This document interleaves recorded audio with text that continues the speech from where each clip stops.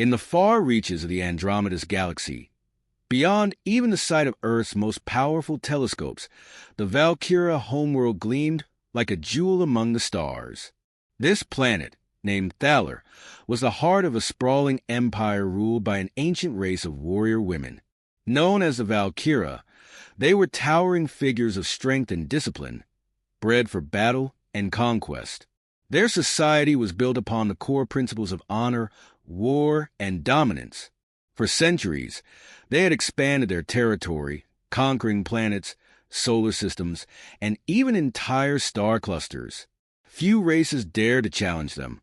At the head of this mighty empire was General Arena, a fearsome leader whose name was whispered with awe across the galaxy.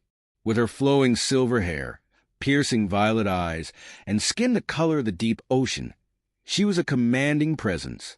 Her battle record was spotless, having led the Valkyra through countless victories, and her name had become synonymous with invincibility. But now, the Valkyra were bored. They had defeated every major opponent in their sector, leaving them with no worthy adversaries. It was in this boredom that Arena had agreed to a peculiar mission, a reconnaissance trip to an insignificant planet on the fringes of their maps, Earth. Sitting in her command chair aboard the sleek silver battlecruiser Valoria, she studied the holographic projection of the planet. Earth, she muttered, her voice laced with disdain. What a pitiful little rock. General Sora, her second-in-command, smirked beside her. Nearly as tall as Arena, her frame was wrapped in gleaming black armor. It barely registers as a threat. Their technology is primitive. Their defenses laughable. They are no more advanced than the lizards we wiped out on Chloros. For Arena glanced at the holographic map, displaying Earth and its neighboring planets. To her, it was just a speck, a small blue floating in the vastness of space. She knew Earth's history, a planet torn by wars and conflict, populated by a species that had barely managed to escape their atmosphere in flimsy metal capsules. Compared to the Valkyra, who had mastered faster-than-light travel eons ago, humans were little more than children playing with toys. They called their kind humans, she mused aloud, her tone dripping with amusement. They sound so fragile, so insignificant. How they've managed to survive this long in the cosmos is beyond my understanding. The other Valkyra on the bridge chuckled in agreement. They had been monitoring Earth's communications, its broadcasts and signals. They found the humans' obsession with entertainment, material wealth, and trivial conflicts laughable. The Valkyra, in contrast, lived for the thrill of battle and the pursuit of victory. Arena rose from her chair, her violet eyes gleaming. We shall pay them a visit. They may not be worthy of our conquest, but it will be amusing to see their faces when they realize just how small they are in the grand scheme of the universe. With a simple hand gesture, Arena commanded the Valoria to descend. The ship hummed to life, its engines glowing as it accelerated toward Earth.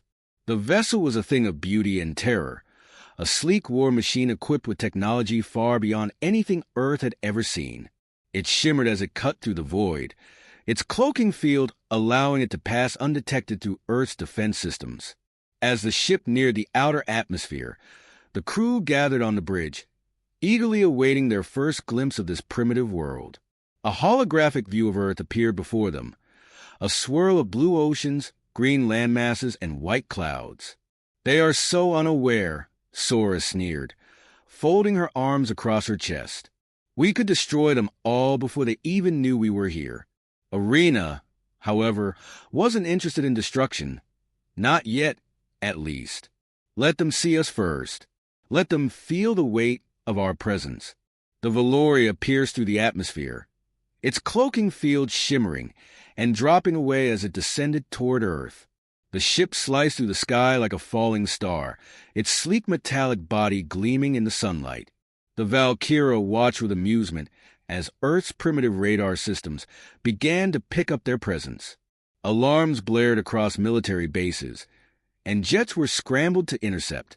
They think their machines can stop us? Sora laughed. How quaint. Within minutes, the Valoria hovered above one of Earth's largest cities, New York. Its enormous shadow blotted out the sun, casting the city below into a state of confusion and panic. The ship's engines emitted a low humming vibration that rattled windows and shook buildings. On the streets, people looked up in horror and awe. Thousands gathered, staring at the colossal spacecraft that had suddenly appeared above their heads. Some ran, terrified of the unknown. Others stood frozen, unable to comprehend the sight before them. Arena stood at the front of the ship, her gaze fixed on the tiny figures below. The humans were as small and insignificant as she had imagined, scurrying about like ants under her feet. She found it almost humorous. "Open the bay doors," Arena commanded, her voice calm. The enormous bay doors at the bottom of the ship slowly slid open with a hiss, and a ramp extended to the ground below. Arena, Sora, and several elite Valkyra warriors marched down the ramp, their massive forms and shining armor creating an imposing spectacle. They moved with grace and power, every step purposeful, their eyes cold and calculating. As they reached the street, the crowd backed away, whispering in fear.